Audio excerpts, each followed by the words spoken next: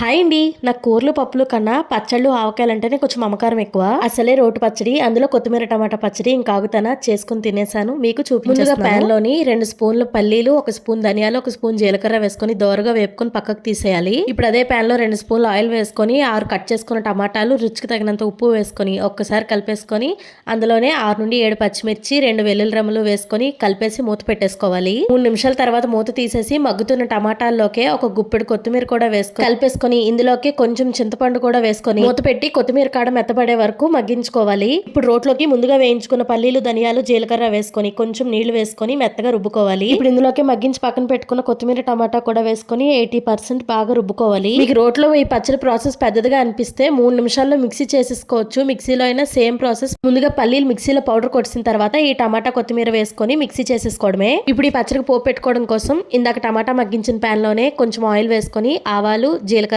చిటికడి ఇంగువ, 4 నుండి 5 ఎండుమిర్చి, 1 రెమ్మ కరివేపాకు వేసుకొని తర్వాత పచ్చడి పోపులో వేసి కలిపేయడమే. పచ్చడి రైస్, ఇడ్లీ, దోశ అన్నిటిలోకి బాగుంటుంది. ట్రై చేయండి. ఎలా అనిపించిందో కామెంట్ చేయండి. Subscribe to our channel. Bye bye.